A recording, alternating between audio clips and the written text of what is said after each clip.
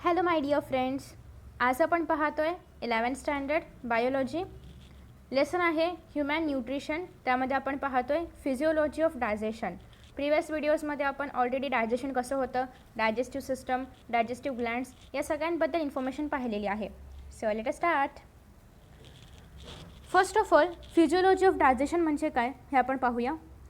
We are already aware that food we consume needs to be proceed in order to utilize it completely. So हे आपण पहिल्या व्हिडिओमध्ये पण पाहिलं आहे की जे काही फूड मटेरियल आपण खातो ते फूड मटेरियलमधले सगळे इन्ग्रेडियंट्स वगैरे ॲब्झॉर्ब होण्यासाठी किंवा ते सगळं युटिलाइज होण्यासाठी फर्स्ट ऑफ ऑल त्या फूडचं प्रॉपर प्रोसेस व्हायला पाहिजे. म्हणजे ते फूड आपण खाणार त्याच्यामध्ये सगळे ॲसिड्स वगैरे मिक्स झाले पाहिजेत, सगळे एन्झाईम्स वगैरे मिक्स झाले पाहिजेत आणि मगच ते फूड एक प्रॉपरली डायजेस्ट होतं आणि मग ते प्रॉपरली युटिलाइज केलं जाऊ शकतं.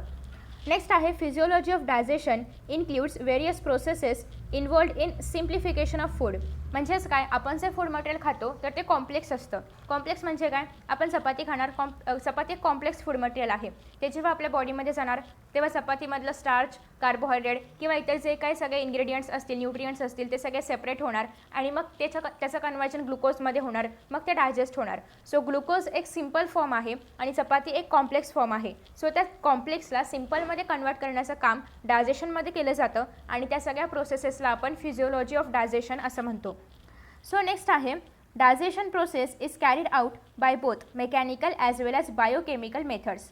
सो आपल्या बॉडीमध्ये डायजेशन बायोकेमिकलने पण होतं आणि मेकॅनिकलने पण होतं. मेकॅनिकल म्हणजे काय, आपण फूड चावतो, न्याम न्याम न्याम न्याम. सो हे काय आहे, ॲज अ मशीन लाईक हे काम करतं. So it is mechanical. त्यासोबतच फूडमध्ये बरेचसे जसं की माउथमध्ये एन्झाईम मिक्स होतं, सलायवारी अमायलेज मिक्स होतं, इट इज बायोकेमिकल. परत एकदा आपलं फूड जेव्हा आपल्या बॉडीमध्ये जाणार तेव्हा आपलं स्टमक काय करतं, चर्निंग करतं. सो ते पण एक मेकॅनिकल प्रोसेस आहे की आपलं स्टमक काय करते, चर्निंग करते. जस्ट लाईक त्याचं अजून छोट्या छोट्या पार्ट्समध्ये डिव्हिजन करतं. सो दॅट इज ऑल्सो एक प्रकारचा मेकॅनिकल प्रोसेस. नेक्स्ट आपल्या स्मॉल इंटेस्टाईनमध्ये असो किंवा स्टमकमध्ये असो व्हेरियस एन्झाईम्स आणि ॲसिड्स त्या फूडमध्ये मिक्स होतात. That is biochemical. तर अशा पद्धतीने आपल्या बॉडीमध्ये जेव्हा फूड डायजेस्ट होतं तर त्यामध्ये मेकॅनिकल आणि बायोकेमिकल प्रोसेसेसने ते सगळं होत असतं. नेक्स्ट आहे mechanical digestion includes various movements of alimentary canal that helps chemical digestion, mastication or chewing of food by teeth. Mastication म्हणजेच नॅम नॅम नॅम फूड चावणं. नेक्स्ट आहे चर्निंग इन स्टमक. आपल्या बॉडीमध्ये फूडचं चर्निंग होतं, स्मॉल पार्ट्समध्ये डिव्हिजन होतं. And peristaltic movements of gastro intestinal tract.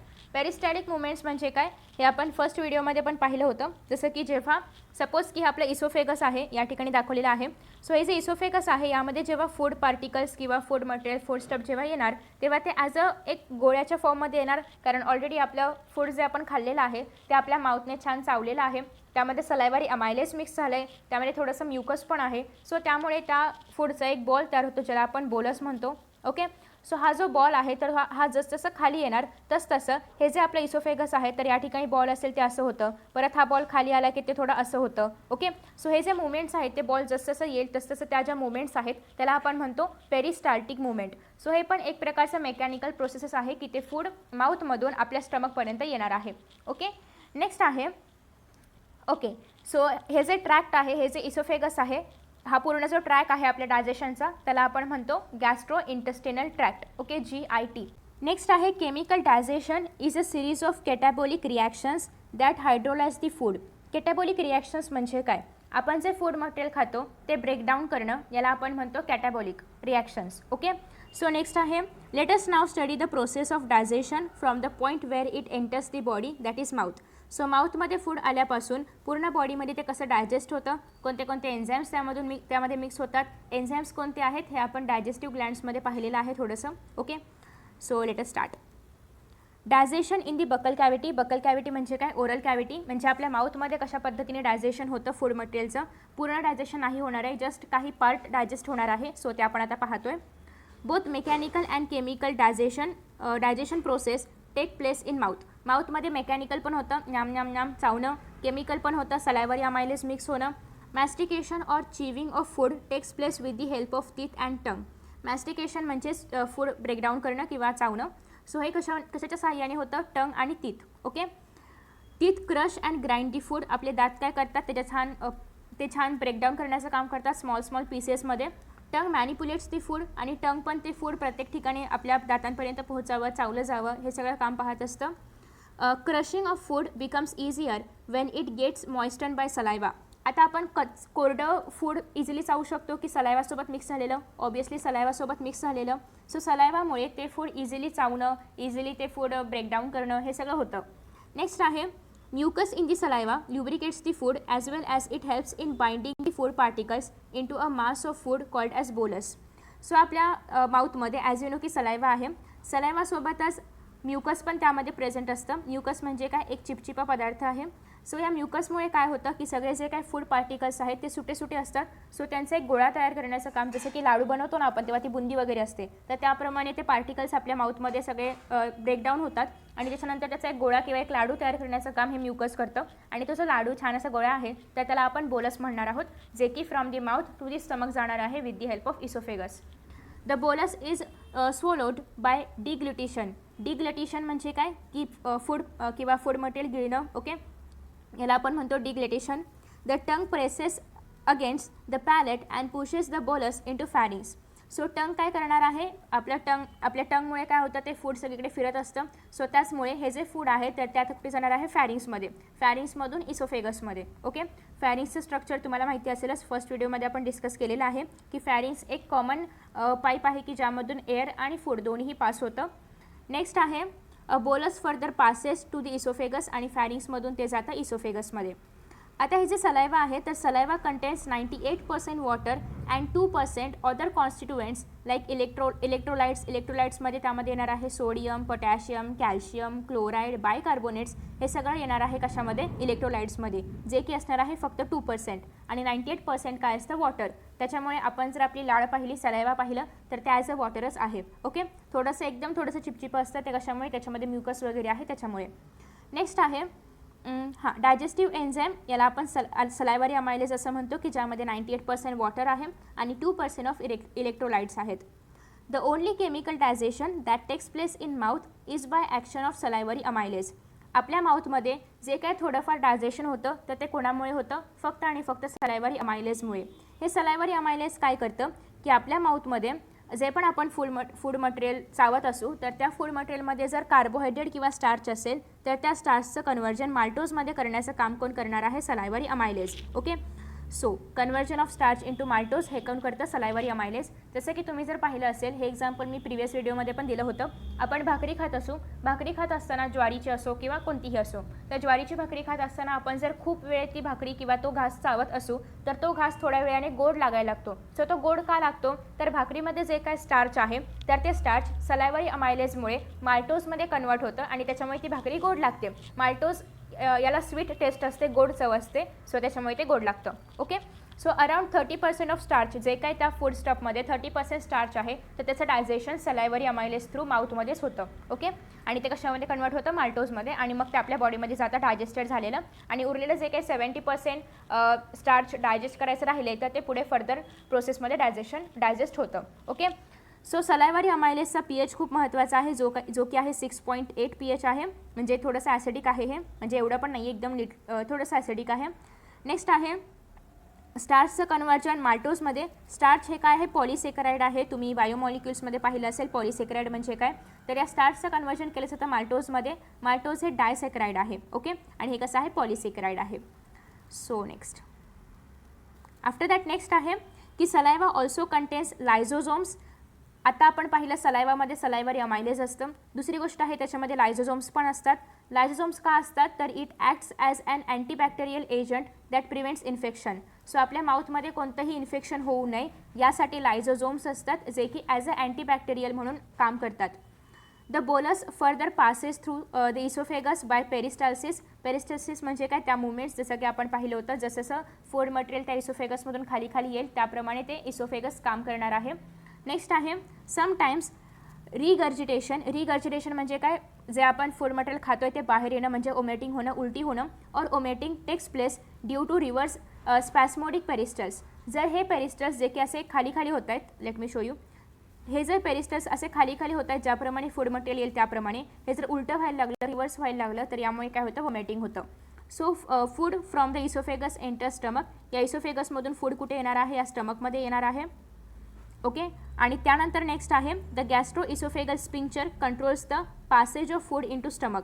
So आता हे जे फूड मटेरियल इसोफेगसमधून स्टमकमध्ये आलं आहे ते पुन्हा एकदा इसोफेगसमध्ये रिटर्न बॅक जाऊ नये यासाठी या ठिकाणी गॅस्ट्रो इसोफेजियल स्पिंक्चर असतं की ज्यामुळे फूड एकदा स्टमकमध्ये गेलं की ते पुन्हा रिटर्न इसोफेगसमधून येऊन आपल्या माउथ थ्रू बाहेर पडू नये. पण कधी कधी काय होतं वॉमिटिंगमध्ये ते बाहेरही येतं. ओके, सो डिपेंड्स अपॉन की सिच्युएशन काय आहे. बट साधारण सिच्युएशनमध्ये हे जे गॅस्ट्रो इसोफेगल स्पिंक्चर आहे तर ते या ठिकाणी असतं म्हणजे इसोफेगस आणि स्टमकच्या मध्ये की ज्यामुळे फूड रिटर्न बॅक येत नाही किंवा फूड स्टमकमध्येच राहतं. आफ्टर दॅट नेक्स्ट आहे डायजेशन इन स्टमक. आता फूड गेलं स्टमकमध्ये गेल्यानंतर बोथ मेकॅनिकल आणि केमिकल डायजेशन होणार आहे का तर स्टमक चर्निंग पण करणार आहे आणि स्टमकमधले बरेचसे ॲसिड्स त्या फूडमध्ये मिक्स होणार आहेत. Okay, so the stomach stores the food for 4 to 5 hours. So आपल्या स्टमकमध्ये हे फूड 4 ते 5 तासांसाठी स्टोअर्ड राहतं कारण या ठिकाणी फूडला पूर्ण सिम्पल पार्टिकल्समध्ये कन्वर्ट करण्याचं काम केलं जातं.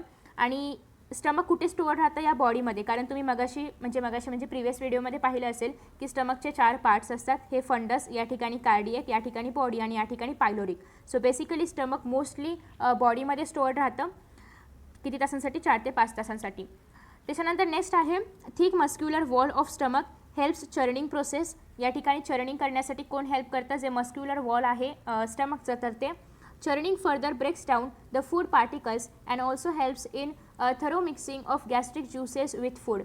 सो जे गॅस्ट्रिक ज्यूस स्टमकमध्ये प्रेझेंट आहेत तर ते सगळे त्या फूड मटेरियलमध्ये छान असं मिक्स व्हावं हे सगळं काम कोण करतं स्टमक करतं. नेक्स्ट आहे the mucosa layer of stomach has gastric glands. As you know की आधी आपण एलिमेंटरी कॅनल पाहिलं होतं. एलिमेंटरी कॅनलमध्ये आपण 4 लेयर्स पाहिले होते म्युकोझा, सब म्युकोझा, मस्क्युलेरिस अँड सेरोझा. तर त्यामधलं हे जे म्युकोझा लेअर आहे तर त्यामध्ये गॅस्ट्रिक ग्लँड प्रेझेंट असतात जे की स्टमकमध्ये आहे. Each gastric glands has 3 major types of cells called as mucus cells. त्याला आपण म्युकस नेक सेल्स पण म्हणतो. पेप्टिक सेल्स त्याला आपण चिफ सेल्स असंही म्हणतो. परायटल सेल्स त्याला आपण ऑक्झेंटिक सेल्स असंही म्हणतो. ओके, सो गॅस्ट्रिक ग्लँड्समध्ये 3 प्रकारचे सेल्स असतात. म्युकस सेल्स, पेप्टिक सेल्स म्हणजेच चिफ सेल्स आणि परायटल सेल्स म्हणजेच ऑक्झेंटिक सेल्स. ऑब्वियसली म्युकसच्या नावामध्ये काय आहे, म्युकस आहे म्हणजे हे काय सिक्रेट करणार, म्युकस सिक्रेट करणार. पेप्टिक सेल्स जर आपण पाहिलं तर हे प्रो एन्झाईम पेप्सिनोजेन सिक्रेट करतात. ओके, काय सिक्रेट करणार आहेत, पेप्सिनोजेन. परायटल सेल्स जर आपण पाहिलं तर ते HCl सिक्रेट करतात. HCl म्हणजे हायड्रोक्लोरिक ॲसिड जे की खूप महत्त्वाचं आहे आपलं फूड ॲसिडिक करण्यासाठी, आपलं फूडचं चर्निंग होण्यासाठी. ओके, नेक्स्ट आहे आणि सोबतच intrinsic factor which is essential for absorption of vitamin B12. Parietal cells खूप महत्त्वाचे आहेत आपल्या बॉडीमध्ये. सो परायटल सेल्समुळे काय होतं आपल्या बॉडीमध्ये एक असं इंट्रिन्सिक फॅक्टर आहे की जे विटॅमिन B12ला ॲब्झॉर्ब करतं. Okay, so for the absorption of vitamin B12 आपल्या परायटल सेल्स जे आहेत तर ते खूप महत्त्वाचे आहेत. सो आपल्या बॉडीमध्ये हे जे परायटल सेल्स आहेत खूप महत्त्वाचे आहेत. परायटल सेल्स काय करतात, HCl सिक्रेट करतात. हे जे HCl आहे यामुळे काय होतं आपल्या बॉडीमध्ये जे Fe3 आहे याचं कन्वर्जन Fe2 मध्ये होतं. आता जर आपल्या बॉडीमध्ये HCl नाही सिक्रेट झालं म्हणजे परायटल सेल्स जर नसतील तर ऑब्वियसली Fe3चं कन्वर्जन Fe2 मध्ये होणार नाही म्हणजेच या ठिकाणी आयरन ॲब्झॉर्ब होणार नाही. आणि ॲज यू नो की आपल्या बॉडीमध्ये जर आयरन डिफिशियन्सी झालं तर काय होतं, ॲनिमिया. सो अशा पद्धतीने जर परायटल सेल्सच्या सिक्रेशनमुळे जर म्हणजे सिक्रेशन नाही झाल्यामुळे जर ॲनिमिया झाला तर त्याला आपण पर्निशियस ॲनिमिया असं म्हणतो. लेट मी राईट, पर्निशियस हा आर आहे. हे तुम्हाला बुकमध्ये कदाचित दिले की नाही दिले माहीत नाही बट याला आपण पर्निशियस ॲनिमिया असं म्हणतो. ओके, एक्स्ट्रा इन्फॉर्मेशन म्हणून लिहून घेऊ शकता. आफ्टर दॅट नेक्स्ट आहे ओके, सो विटॅमिन B12चं ॲब्झॉर्प्शन पण परायटल सेल्सच करतात आणि जर विटॅमिन B12चं ॲब्झॉर्प्शन नाही झालं तरीही आपल्याला पर्निशियस ॲनिमिया होऊ शकतो. आफ्टर दॅट नेक्स्ट आहे thus gastric juice contains mucus inactive enzyme pepsinogen आणि सोबतच HCl अँड इंट्रिन्सिक फॅक्टर. याचा अर्थ गॅस्ट्रिक ज्यूसमध्ये काय काय असतं, म्युकस असतं, इनॲक्टिव्ह एन्झाईम पेप्सिनोजन जे की या ठिकाणी आपण पाहिलं पेप्टिक सेल्स किंवा चिफ सेल्सनी सिक्रेट केलं होतं. HCl आहे आणि इंट्रिन्सिक फॅक्टर आहे जे की परायटल सेल्सनी सिक्रेट केलं होतं. आफ्टर दॅट नेक्स्ट आहे इन इन्फॅन्ट्स म्हणजे लहान बाळांमध्ये stomach also secretes rennin. Rennin पण एक प्रकारचं एन्झाईम आहे जे काय करतं जेव्हा लहान मुलं दूध पितात तर दुधामध्ये जे लॅक्टोज असतं तर ते किंवा दुधामध्ये जे केसिन प्रोटीन आहे तर ते केसिन प्रोटीनला डायजेस्ट करण्याचं काम कोण करतं, रेनिन करतं. आणि या हे जे रेनिनचं अमाऊंट आहे तर ते हळूहळू जसं एज वाढत जाईल म्हणजे जसं लहानांपासून आपण मोठे होत जाऊ त्याप्रमाणे हे रेनिन कमी होत जातं. सो ॲट अ एंड की आपण जेव्हा थोडंसं मोठे असतो किंवा ओल्ड एजमध्ये असतो तेव्हा आपल्या बॉडीमध्ये रेनिन वगैरे प्रेझेंट नसतं. ॲट 40च्या अबव एजमध्ये. सो त्याच्यामुळे आपण इझिली मिल्कला डायजेस्ट करू शकत नाही. ओके, सो जसं जसं वय वाढत जाईल तसं तसं रेनिन आपल्या बॉडीमध्ये कमी कमी होत जातं. सो आपण दूध डायजेस्ट करू शकत नाही, म्हणजे दुधामधलं प्रोटीन आपण डायजेस्ट करू शकत नाही.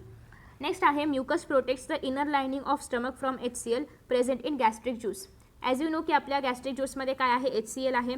सो ह्या HClचा परिणाम स्टमकच्या साईड वॉल्सवरती होऊ नये आणि स्टमकला काही इजा वगैरे होऊ नये यासाठी जे म्युकस लेअर आहेत तर ते हेल्प करतात. की म्युकस लेअर काय करतात, स्टमकच्या आउटर साईडला म्हणजे आतमधली जी बाजू आहे तर त्या इनर साईडला कवर करतात, की ज्यामुळे HCl काही त्याच्यावरती इफेक्ट करू नये यासाठी. आफ्टर दॅट नेक्स्ट आहे HCl in gastric juice makes food acidic and stops the action of salivary amylase. salivary amylase सोबत फूड कुठे आलं होतं, स्टमकमध्ये आलं होतं. बट salivary amylase pH किती हवं होतं, 6.8. बट स्टमकमध्ये pH किती आहे, 1.8. त्याच्यामुळे salivary amylase इथे राहू शकत नाही किंवा त्याचं काही चालत नाही या ठिकाणी. सो त्याची ॲक्शन पूर्णतः स्टॉप होते. HClमुळे काय होतं, फूड ॲसिडिक बनतं कारण HClचं pH किती आहे, 1.8 आहे. ओके, आफ्टर दॅट नेक्स्ट आहे it kills the germs that might be present in the food. HCl काय करतं, जे पण जम्स वगैरे काही प्रेझेंट असतील ते इझिली किल करून टाकतं, त्यांना मारून टाकतं. Pepsinogen gets converted into active enzyme that is pepsin in the acidic medium provided by HCl. Pepsinogen हे कसं आहे, इनॲक्टिव्ह आहे, बट त्याला आता ॲक्टिव्ह करायला पाहिजे. मग ते ॲक्टिव्ह करायचं काम कोण करतं, HCl. कोणत्या pHला, 1.8 pH असेल तेव्हा हे HCl पेप्सिनोजनला पेप्सिनमध्ये कन्वर्ट करतं. पेप्सिन जे की एक ॲक्टिव्ह एन्झाईम आहे. Next, in presence of pepsin, पेप्सिनच्या प्रेझेन्समध्ये proteins in the food get converted into simpler forms like peptones, proteoses etcetera. So आता या ठिकाणी जर आपण पाहिलं, हे पेप्सिन कसं आहे, ॲक्टिव्ह झालं. मग आता हे ॲक्टिव्ह पेप्सिन काय करणार, जे प्रोटीन्स वगैरे त्या फूड मटेरियलमध्ये प्रेझेंट आहेत तर त्या फूड मटेरियलला त्या प्रोटीनला पेप्टोन्स किंवा प्रोटिओजमध्ये कन्वर्ट करणार. आता या ठिकाणी पेप्टोन्स म्हणजे काय, पार्शली हायड्रोलाइज्ड प्रोटीन, म्हणजे अर्ध हायड्रोलाइज केलेलं प्रोटीन, याला आपण म्हणतो पेप्टोन्स. आणि प्रोटीएज हे एन्झाईम आहे. ओके, तर अशा पद्धतीने या ठिकाणी थोडंसं आपलं फूड डायजेस्ट होतं आहे. हे सगळं काही आतापर्यंत स्टमकमध्ये चालू आहे, त्याच्यामुळे स्टमकमध्ये फूड 4 ते 5 तास राहतं. कारण या ठिकाणी आपल्याला बऱ्याचशा गोष्टी करायच्या आहेत. HCl वगैरे प्रोड्यूस करायचं आहे, पेप्सिनोजनला पेप्सिनमध्ये कन्वर्ट करायचं आहे, परत प्रोटीन्सला पेप्टोन्स प्रोटीएजेसमध्ये कन्वर्ट करायचं आहे. या सगळ्या गोष्टी यामध्ये होतात. Rennin found in gastric juice of infants acts on casein. Casein जे की एक प्रोटीन मिल्कमध्ये प्रेझेंट आहे. It brings about curdling. Curdling म्हणजे काय, दही बनवणं. So curdling of milk proteins. Milk proteins जे आहेत त्यांचं कर्डलिंग करणं, म्हणजे जर आपण पाहिलं जेव्हा आपण दूध पितो, म्हणजे लहान बाळं जेव्हा दूध पितात त्यांच्या बॉडीमध्ये रेनिन प्रेझेंट असतं. सो त्या रेनिनमुळे काय होतं, केसिनसारखं मिल्क प्रोटीन डायजेस्ट होणार आहे आणि त्या दुधाचं कन्वर्जन दह्यामध्ये होतं, कधी पोटामध्ये गेल्यानंतर. सो ते जे दही आहे ते कशाच्या हेल्पनी बनतं, with the help of calcium. So the coagulated milk protein, यालाच आपण कोॲग्युलेशन असं म्हणतो. So the coagulated milk protein is further digested with the help of pepsin. So हे जे मिल्क प्रोटीन आता म्हणजे दही जे तयार झालं तर हे फर्दर डायजेस्ट करण्याचं काम कोण करणार आहे, pepsin. So rennin is absent in adults. खूप अडल्ट्समध्ये आता हे डिपेंड करतं की जर त्या व्यक्तीला अगदी लहानपणापासून तो कंटिन्युअसली दूध पित असेल तर त्याच्यामध्ये रेनिन शक्यतो कमी होत नाही किंवा संपत नाही, त्याच्यामध्ये रेनिन चालू राहतं, म्हणजे प्रोड्युसिंग चालू राहतं. बट जर एखादा व्यक्ती कधीतरी ओकेजनली दूध पित असेल तर मग त्याच्यामध्ये ते अडल्ट्समध्ये गेल्यानंतर मग ते रेनिन ॲब्सेंट राहतं. ओके, सो डिपेंड अपॉन की त्या व्यक्तीची बॉडी कशी आहे त्याच्यावरती रेनिनचं असणं किंवा नसणं डिपेंड राहतं. मोस्टली एका पर्टिक्युलर एजनंतर रेनिन बॉडीमध्ये राहत नाही. At the end of gastric digestion food is converted to a semi-fluid acidic mass of partially digested food which is called as chyme. So जेव्हा गॅस्ट्रिक डायजेशन कंप्लीट होणार, जेव्हा फूडमधलं digestion complete होणार तेव्हा त्या ठिकाणी जे फूड सॉलिड फॉर्ममध्ये present होतं ते थोडंसं आता सेमी फ्लुइड फॉर्ममध्ये कन्वर्ट होणार आहे. ॲसिडिक असणार आहे ते आणि ऑब्वियसली त्या फूडला ॲसिड मिळणार आहे, का तर ते सगळं HClमुळे ते ॲसिडिक होणार आहे. आणि हे पार्शियली डायजेस्ट आहे, अजूनही पूर्ण फूड डायजेस्ट नाही झालं आहे. पूर्ण कधी डायजेस्ट होणार, जेव्हा ते स्मॉल इंटेस्टाईनमध्ये जाणार तेव्हा. ओके, सो हे जे पार्शियली डायजेस्टेड फूड आहे त्याला आपण म्हणणार आहोत कायम. सो द कायम from stomach is pushed in the small intestine through pyloric sphincter for further digestion. So आता या ठिकाणी हे जे आहे याला आपण पायलोरिक स्पिंक्चर असं म्हणतो. या पायलोरिक स्पिंक्चरमधून या ठिकाणी हे फूड स्मॉल इंटेस्टाईनमध्ये जाणार आहे. हे आहे स्मॉल इंटेस्टाईन, इथून सुरू होतं डिओडिनमपासून आणि हे पुढे असं आहे. ओके, सो स्मॉल इंटेस्टाईनमध्ये फूड जेव्हा जाणार तेव्हा ते कायमच्या स्वरूपामध्ये जाणार, म्हणजे त्यामध्ये ॲसिड्स वगैरे असणार आहेत. So next further digestion in the small intestine. आता आपण आलो small इंटेस्टाईनमध्ये. In the small intestine, intestinal juice, bile juice and pancreatic juice are mixed with food. बघा या स्मॉल इंटेस्टाईनमध्ये काय काय मिक्स होते. एक तर सगळ्यात पहिल्यांदा गॅस्ट्रिक ज्यूस तर आलेले आहेतच सोबत त्या फूडसोबत. नेक्स्ट आहे त्या इंटेस्टाईनचे स्वतःचे काही ज्यूस आहेत ज्याला आपण इंटेस्टायनल ज्यूस म्हणतो. हां, त्याचे गॅस्ट्रिक ज्यूस आले होते त्या फूडसोबत मिक्स होऊन, तर त्याचं आता या ठिकाणी काही चालणार नाही आहे, कारण इथे pH किती होतं आहे 7.8 होतं आहे आणि ते गॅस्ट्रिक ज्यूसचे त्या फूडमध्ये मिक्स झाले होते ते किती होते 1.8च्या pH वरती होते. सो या ठिकाणी ते गॅस्ट्रिक ज्यूसचं काही चालणार नाही आहे. ओके, सो नेक्स्ट आहे बाईल ज्यूस कुठून आलं, तर ऑब्वियसली डिओडिनममध्ये आपण मगाशी प्रिव्हियस व्हिडिओमध्ये पाहिलं होतं की हे जे या ठिकाणी गॉल ब्लॅडर आहे, गॉल ब्लॅडरमधून या ठिकाणी कॉमन बाईल डक्टमधून हे जे बाईल ज्यूस आहे तर ते या ठिकाणी डिओडिनममध्ये येणार आहे.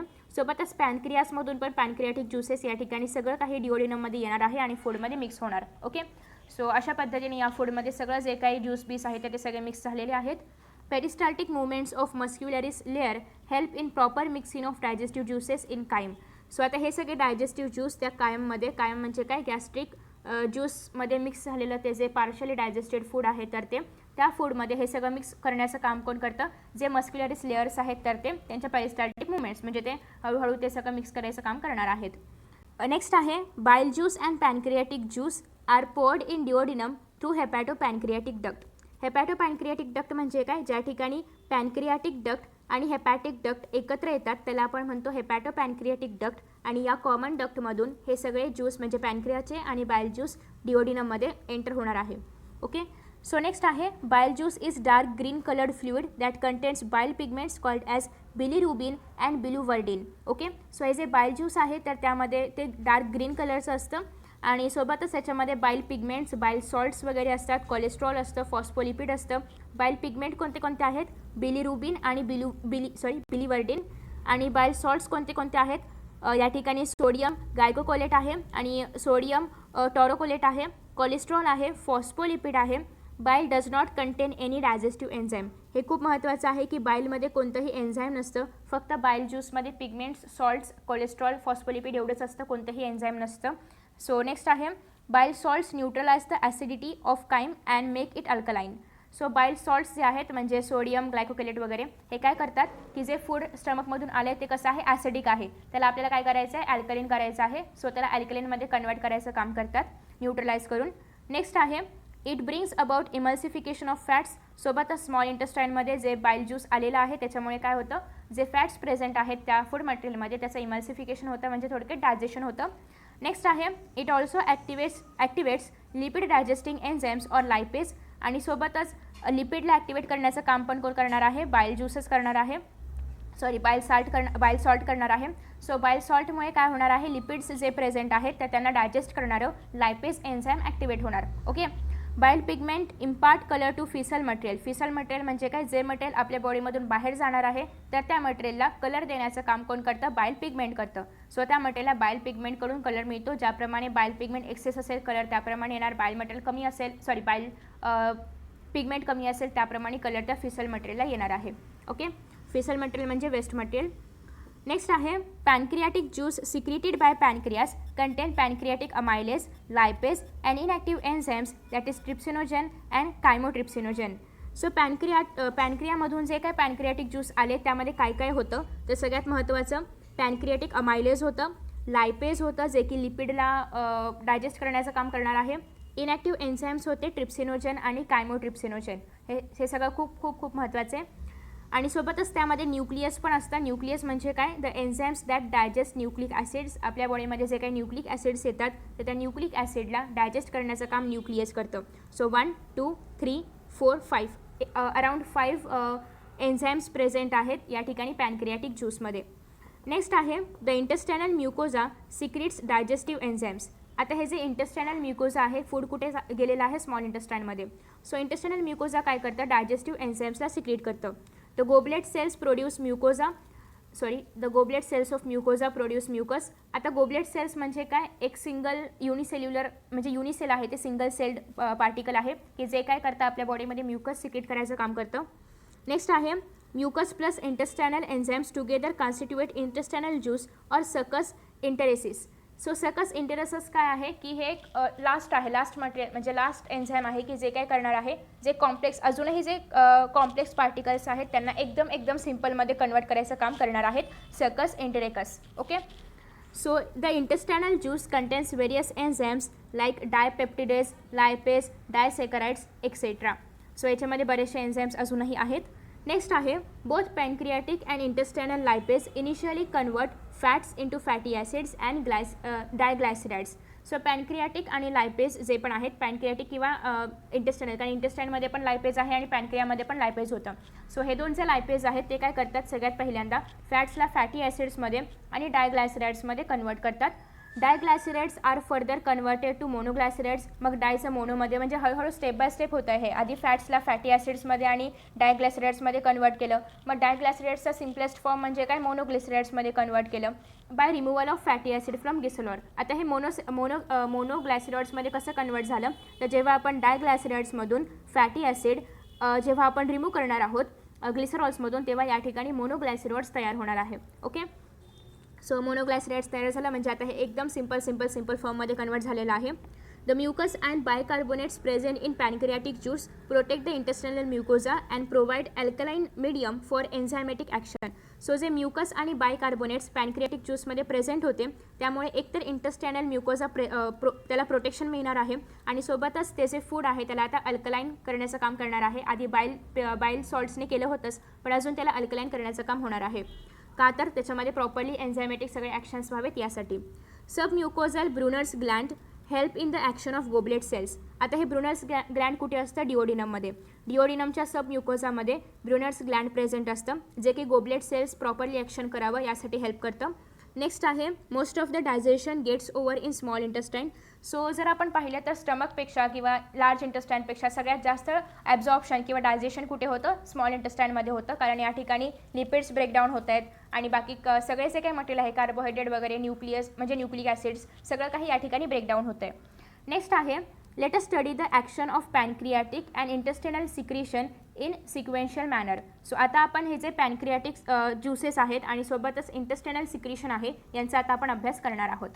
So let start. Action of pancreatic juice. Pancreatic amylase acts on glycogen and starch and convert those into disaccharides. So जे पॅनक्रियाटिक अमायलेस पॅनक्रियामधून आलेलं आहे स्मॉल इंटेस्टाईनमध्ये किंवा डिओडिनममध्ये, तर ते ग्लायकोजन जे काही प्रेझेंट असेल आणि जे स्टार्च प्रेझेंट आहे त्या फूड मटेरियलमध्ये त्याला डायसेक्राइड्समध्ये कन्वर्ट करणार. म्हणजे हे पण हळूहळू त्या ग्लायकोजनचं किंवा त्या स्टार्चचं डायग्लायसिराइड्स मग डायसेक्राइड्स मग मोनोसेक्राइड्स असं करत करत कन्वर्जन करत जाणार आहे. Lipase hydrolyse fat molecule into fatty acids and monoglycerides. आणि इथे पण लायपेज जे आहे तर ते काय करणार, जे फॅट मॉलिक्युल्स किंवा जे फॅट्स प्रेझेंट आहेत त्यांना हायड्रोलाइज करणार, फॅटी ॲसिड्समध्ये कन्वर्ट करणार, मग डायग्लायसिराइड्समध्ये करणार, मग मोनोग्लायसिराइड्समध्ये करणार, असं करत करत सगळ्यांना सिम्पलर फॉर्ममध्ये कन्वर्ट केलं जाणार. Inactive trypsinogen present in pancreatic juice is converted to its active form that is trypsin. मग अशा आपण पाहिलं की पॅनक्रियाटिक ज्यूसमध्ये ट्रिप्सिनोजन, कायमोट्रिप्सिनोजन यांसारखे बरेचसे ज्यूसेस किंवा एन्झाईम्स प्रेझेंट असतात. मग त्यामध्ये जे ट्रिप्सिनोजन आहे, कशाच्याही शेवटी जर ओजन लागलं म्हणजे ट्रिप्सिनोजन किंवा पेप्सिनोजन हे कसे आहेत, इनॲक्टिव्ह फॉर्ममध्ये होते. तर त्याचप्रमाणे ट्रिप्सिनोजनच्या इनॲक्टिव्ह फॉर्मपासून त्याला ॲक्टिव्हमध्ये कन्वर्ट केलं जातं ट्रिप्सिनमध्ये. Okay, so this conversion is brought about by enterokinase present in intestinal juice. Intestinal ज्यूसमध्ये जे एंटेरोकायनेस प्रेझेंट आहे त्याच्या सहाय्याने ट्रिप्सिनोजनचं कन्वर्जन ट्रिप्सिनमध्ये केलं जातं. Trypsin converts proteins as well as proteoses and peptones to polypeptides. हे जे ट्रिप्सिन आहे जे आता ॲक्टिव्ह झालं ते काय करतं, प्रोटीन्स, प्रोटीएजेस, पेप्टोन्स या सगळ्यांना पॉलिपेप्टाइड्समध्ये कन्वर्ट करतं. हा कसा आहे, सिम्पलर फॉर्म आहे. It also converts chymotrypsinogen to active chymotrypsin. जे कायमोट्रिप्सिनोजन जे आहे त्याला ते कसं होतं, तेही इनॲक्टिव्ह फॉर्ममध्ये होतं, त्याला कायमोट्रिप्सिनमध्ये कन्वर्ट करण्याचं काम देखील ट्रिप्सिन करतं. नेक्स्ट आहे आता हे जे कायमोट्रिप्सिन ॲक्टिव्ह झालं, आता हे कायमोट्रिप्सिन काय करणार, जे मगाशी इथे पॉलिपेप्टाइड्स तयार झाले होते तर या पॉलिपेप्टाइड्सचं कन्वर्जन डायपेप्टाइड्समध्ये करणार, कारण पॉलिपेप्टाइड्सपेक्षा डायपेप्टाइड्स कसं आहे, अजून सिम्पलर फॉर्म आहे. ओके, काय होतं कळतं आहे का, या ठिकाणी काय होतं आहे, जे कॉम्प्लेक्स मॉलिक्युल्स आहेत त्यांना सिम्पल मॉलिक्युल्समध्ये कन्वर्ट केलं जातं आहे. बस एवढंच होतं आहे, जास्त काय या ठिकाणी खूप मोठाच रॉकेट सायन्स नाही आहे, खूप पटापट तुमच्याही लक्षात पण राहील. त्याच्यानंतर नेक्स्ट आहे न्यूक्लियस. न्यूक्लियस जे की पॅनक्रियाटिक ज्यूसमध्ये प्रेझेंट आहे ते काय करणार आहे, help in digestion of nucleic acids to pentose sugar and nitrogenous base. So nucleic ॲसिडमध्ये जर आपण न्यूक्लियस हे एन्झाईम जर आपण ॲड केलं तर यामुळे काय होणार आहे, त्याचं कन्व्हर्जन पेंटोज शुगरमध्ये आणि नायट्रोजिनस बेसेसमध्ये होणार आहे. सो सगळ्यात पहिल्यांदा आहे आपलं न्यूक्लिक ॲसिड. याच्यामध्ये जर आपण ॲज अ ॲक्टिव्ह फॉर्ममध्ये आपण जर न्यूक्लियस एन्झाईम वापरलं तर यापासून आपल्याला न्यूक्लिओटाईड मिळणार. न्यूक्लिओटाईड्सवरती जर आपण न्यूक्लिओटायडेस एन्झाईम वापरलं तर आपल्याला न्यूक्लिओटाईड्स आणि फॉस्फेट्स सेपरेट मिळणार. आता या ठिकाणी हे जे ऑब्वियसली या ठिकाणी न्यूक्लिओसाइड्स तयार झाले आहेत, त्याच्यासाठी पुन्हा आपण न्यूक्लिओसाइडेस एन्झाईम वापरणार. त्यापासून आपल्याला पेंटोज शुगर आणि नायट्रोजनस बेसेस मिळणार. तर अशा पद्धतीने हा सगळ्यात सिम्पलर फॉर्म आहे. हा जो या ठिकाणी मिळाला आहे हा सगळ्यात सिम्पलेस्ट फॉर्म आहे. सो अशा पद्धतीने आपण न्यूक्लिक ॲसिडचं कन्व्हर्जन शुगर बेसमध्ये केलं. Okay. After that next action of intestinal juice. आता जे इंटेस्टाईनमध्ये असणारे ज्यूस आहेत ते आपण पाहतोय. सगळ्यात पहिल्यांदा ॲज यू नो की माल्टोज आपल्या बॉडीमध्ये कन्वर्ट झालं होतं सलायवरी अमायलेसपासून आधी 30% जे की आपल्या माउथमध्ये कन्वर्ट झालं होतं आणि नेक्स्ट उरलेलं आपल्या इंटेस्टाईनमध्ये. ओके. सो इंटेस्टाईनमध्ये देखील स्टार्चचं कन्वर्जन कशामध्ये झालं, माल्टोजमध्ये. या ठिकाणी हे जे माल्टोज आहे हे कसं आहे, याच्यापेक्षा सिम्पलर फॉर्म काय आहे, ग्लुकोज. सो या माल्टोजला ग्लुकोजमध्ये कन्वर्ट करायचं आहे आणि त्यासाठी आपण माल्टेज हे एन्झाईम वापरणार आहोत. सेम सुक्रोज आहे, सुक्रोजला आपल्याला कन्वर्ट करायचं आहे ग्लुकोज आणि फ्रक्टोजमध्ये, त्यासाठी आपण सुक्रेज वापरणार. लॅक्टोजला आपल्याला कन्वर्ट करायचं आहे ग्लुकोज आणि गेलेक्टोजमध्ये, त्यासाठी आपण लॅक्टेज वापरणार. सिमिलरली आपल्याकडे डायपेप्टाइड्स आहेत. हे सगळं इंटेस्टायनल ज्यूसमध्ये चाललं आहे, इंटेस्टाईनमध्ये चाललेलं आहे. ओके. डायपेप्टाइड्सला आपल्याला सिम्पलर फॉर्ममध्ये म्हणजे अमायनो ॲसिड्समध्ये कन्वर्ट करायचं आहे. सो अमायनो ॲसिड्स काय आहे, मोनोपेप्टाइड्स म्हणजे एकदम सिम्पलेस्ट फॉर्म आहे. सो त्यासाठी आपण डायपेप्टाइड्स वापरणार आहोत.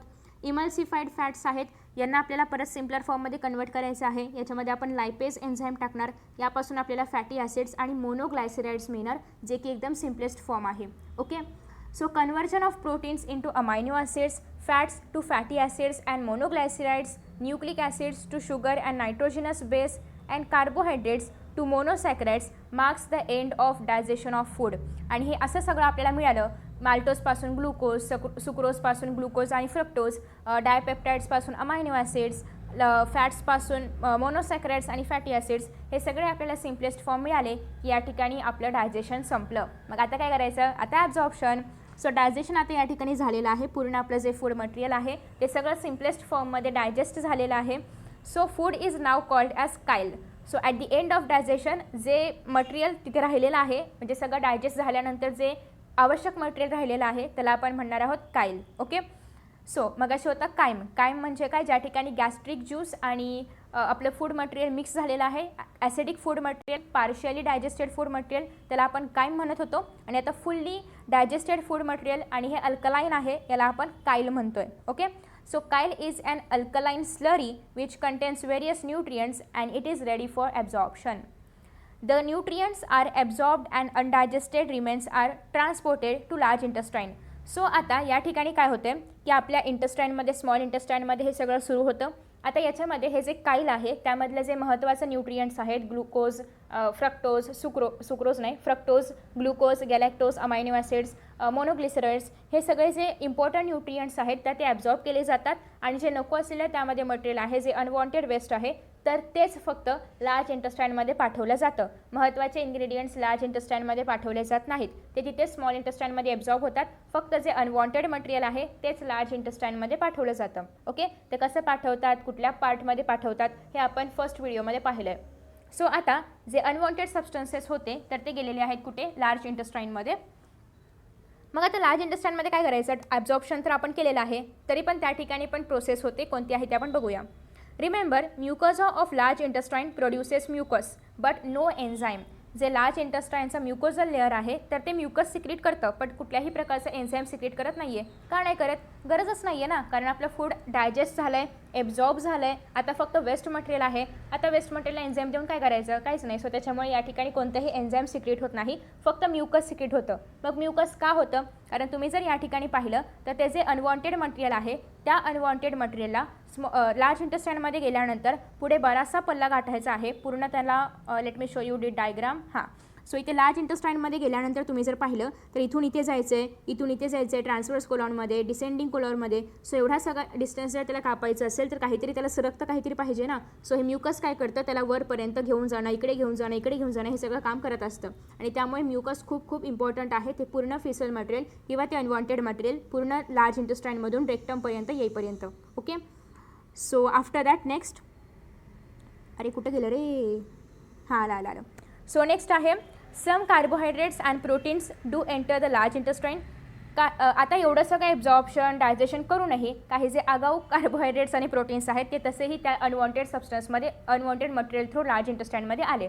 मग लार्ज इंटेस्टाईनचं काम काय आहे, जे ॲब्झॉर्ब करून झालं आहे तरीही काही मटेरियल्स प्रेझेंट असतील तर ते ॲब्झॉर्ब करणं, मग एक्स्ट्रा वॉटर ॲब्झॉर्ब करणं, एक्स्ट्रा मिनरल्स काय आले असतील चुकून तर त्याला ॲब्झॉर्ब करणं, एक्स्ट्रा जे पण मटेरियल आपल्याला हवं आहे पण चुकून स्मॉल इंटेस्टाईनमध्ये ॲब्झॉर्ब करायचं राहिले तर अशा मटेरियलला ॲब्झॉर्ब करण्याचं काम हे लार्ज इंटेस्टाईन करतं. ओके. आफ्टर दॅट नेक्स्ट आहे, कुठे गेलं हां. सो नेक्स्ट आहे these are digested by the action of bacteria that live in the large intestine. मग आता हे कोण करतं, तर लार्ज इंटेस्टाईनमध्ये जे काही मायक्रो ऑर्गॅनिझम्स किंवा बॅक्टेरिया आहेत तर ते सगळं हे ॲब्झॉर्ब करण्याचं काम करत असतं. नेक्स्ट आहे carbohydrates are fermented by bacterial action and hydrogen.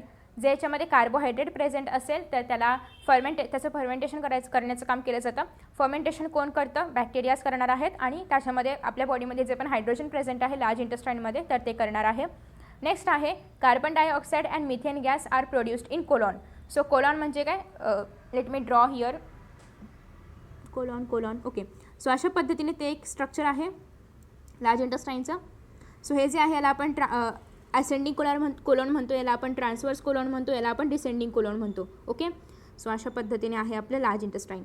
So ह्या कोलॉनमध्ये काय होतं की याच्यामुळे कार्बन डायऑक्साईड आणि मिथेन गॅस प्रोड्यूस होणार आहे आपल्या कोलॉनमध्ये किंवा लार्ज इंटेस्टाईनमध्ये, लार्ज इंटेस्टाईनच्या कोलॉन पार्टमध्ये. protein digestion in large intestine ends up to in production of substances like indole, skatole and H2S. So जे प्रोटीन राहिलं होतं ॲब्झॉर्ब करायचं जे की लार्ज इंटेस्टाईनमध्ये आलेलं आहे तर त्याचं कन्वर्जन केलं जातं. ओके. त्याचं कन्वर्जन केलं जातं इंडोल, स्केटोल आणि H2Sमध्ये. And these are the reasons for the odour of faeces. आणि ते जे अनवॉन्टेड मटेरियल आहे त्याला जो वास येतो तो कशामुळे येणार आहे, या सगळ्या सबस्टन्सेसमुळे, इंडॉलमुळे, स्केटॉलमुळे, H2Sमुळे, म्हणजे थोडक्यात प्रोटीनमुळे. Okay. So this bacteria synthesise several vitamins like B vitamin, vitamin K etcetera. आणि यामध्ये जे बॅक्टेरिया आहेत तर ते बरेचसे जे विटॅमिन्स आपल्या बॉडीमध्ये आवश्यक आहेत ते पण तयार करतात, सिंथसाइज करतात. जसं की व्हायटामिन बी आहे, व्हायटामिन के आहे. ओके.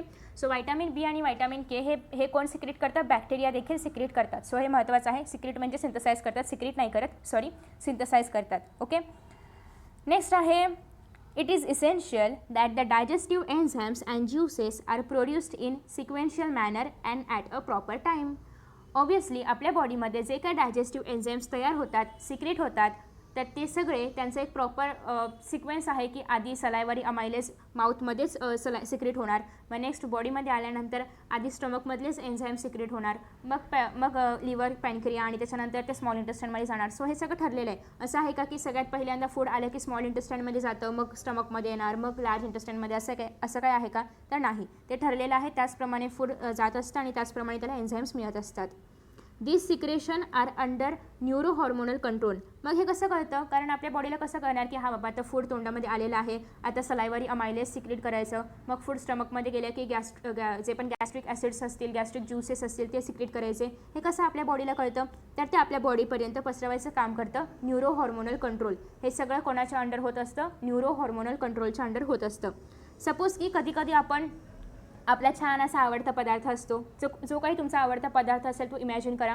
सपोज की तो तुमच्या समोर आहे, तुम्हाला त्या पदार्थाचा छान असा वास येतोय, सुगंध येतोय, तो तुमच्यासमोर असा पाहायला मिळतोय, टेस्टी, यम्मी असं काहीतरी, आणि तुमच्या तोंडामध्ये लगेच पाणी सुटतं, त्याला आपण म्हणतो, तर ते काय असतं, सलायवा. मग कसं काय सलायवा सिक्रेट होतं नुसतं फूड पाहिलं तरी पण, तर यामुळे की आपण जे पाहतो, आपण जे स्मेल करतो ते सगळं आपल्या ब्रेनपर्यंत जातं.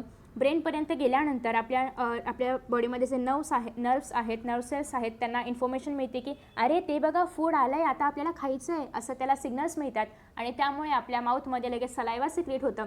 फूड खायला लागलो की लगेच आपल्या स्टमकमध्ये गॅस्ट्रिक ज्यूसेस सिक्रेट होतात, ते झालं की लगेच बाईल सिक्रेट होतं, मग पॅनक्रियाटिक ज्यूस, मग डिओडिनममध्ये ते जाणार आणि मग इंटेस्टिनल ज्यूस, हे सगळं सिक्रेट होतं. हे कशामुळे, तर जस्ट आपण एक झलक बघितली त्या पदार्थाची की लगेच आपल्या बॉडीमध्ये सगळं सुरू होतं. काय फास्ट सर्व्हिस आहे ना. तर अशा पद्धतीने आपल्या बॉडीमध्ये जे पण न्यूरो हॉर्मोनल कंट्रोलद्वारे हे सगळं कंट्रोल ठेवलं जातं. नेक्स्ट आहे teeth cranial nerve stimulate secretion of gastric juice in stomach.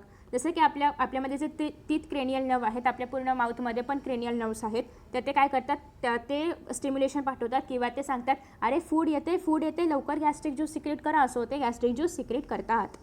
Next आहे even the hormone gastrin brings about the same effect. आणि आपल्या बॉडीमध्ये जो गॅस्ट्रिन हॉर्मोन आहे तो पण हेच करतो की सांगतो अरे फूड आले रे, सिक्रेट करा रे लवकर, तर ते पण तेच करायचं काम करतं.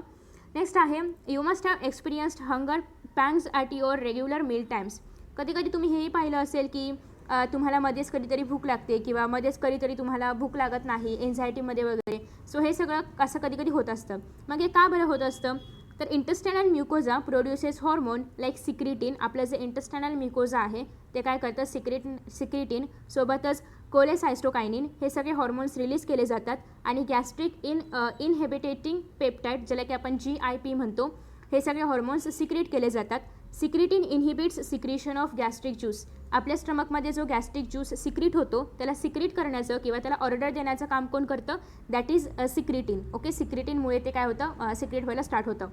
It stimulates secretion of bile juice from liver, pancreatic juice and intestinal juice. आणि हा जो सिक्रिटीन हॉर्मोन आहे केवढं काम करतो आहे बघा. तो स्टमकमध्ये गेला, स्टमकला सांगितलं अरे गॅस्ट्रिक ज्यूस सिक्रेट कर.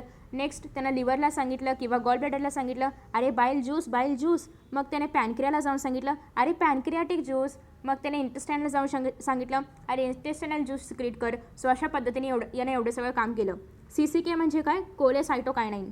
So cholecytokinin brings about similar action and induces satiety, that is feeling of fullness or satisfaction.